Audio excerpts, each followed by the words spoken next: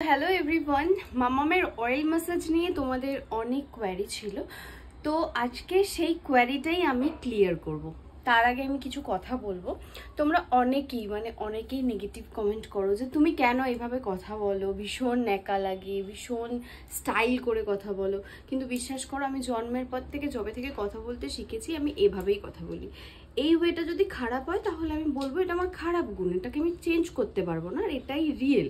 এখন যদি আমাকে চেঞ্জ করতে হয় তাহলে আমাকে আমি রিয়েল তোমাদের সাথে থাকতে পারবো না, আমাকে ফেক করতে হবে। তো যাদের আমার কথা ভালো লাগে না তাদেরকে একটা কথাই বলবো, ইগনোর করো, আর তো কিছু করার নেই, কারণ আমি যেটা রিয়েল সেটা তো আমাকে থাকতেই হবে। তো যাই হোক, এসব কথা বাদ দিই, অনেক দিন ধরে এই কথাটা বলবো ভাবছিলাম। তো এবার চলো মামামের অয়েল ম্যাসাজের কোয়ারিগুলো ক্লিয়ার করি।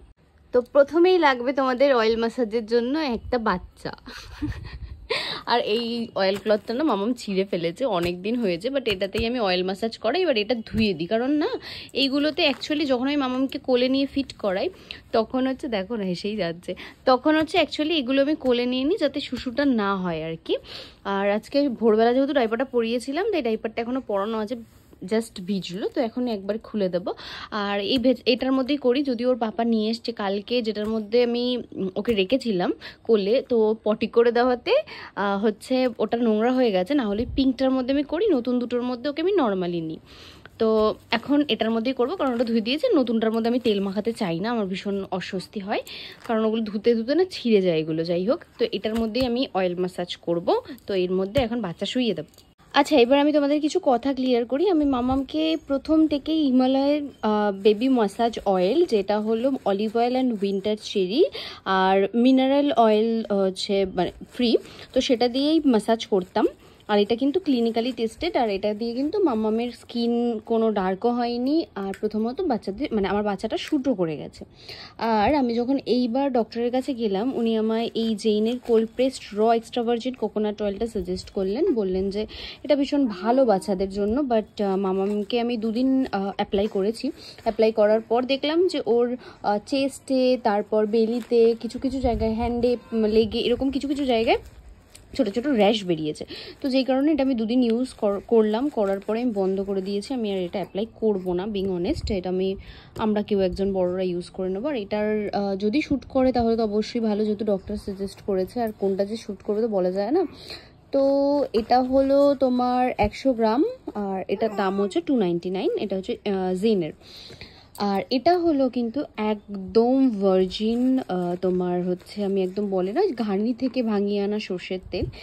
এবার বলি, এটা দিয়ে আমি প্রথম থেকেই মামামকে ম্যাসাজ করানোর চেষ্টা করেছিলাম, বাট আমার মেয়ের এটা শ্যুট করেনি।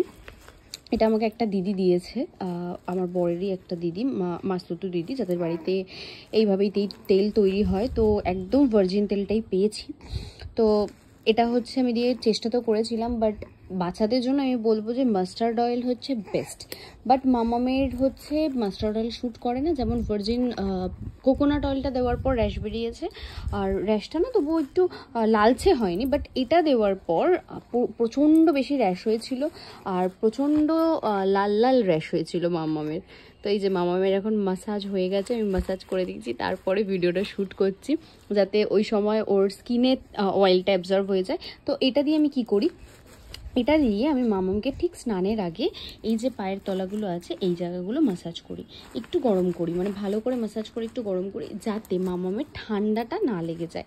অ্যাকচুয়ালি কি জানো তো, বাচ্চাদের না ঠান্ডা লেগে যাওয়ার একটা ব্যাপার থাকে। তোমরা অনেকে জিজ্ঞেস করেছো যে কী করো যাতে মামামের ঠান্ডা লাগে না। দেখো, মামাম তো অলিভ অয়েল ইউজ করেই, আর সর্ষে তেল ইউজ করা সব থেকে ভালো, বাট আমি এটা দিয়েই হচ্ছে ওর হাতে পায়ের নিচে একটু মালিশ করে দিই, যেই কারণে মামামের ঠান্ডাটা হুট করে লাগে না। তো প্রথমে আমি এখানে পাম্পে নিয়ে নিয়েছি অয়েলটা, তারপর ভালো করে ওয়ার্ম করে নেব।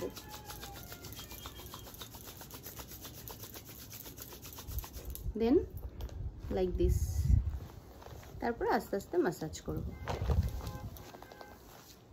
আর মামা ম্যাসাজ নিতে ভীষণ ভালোবাসে।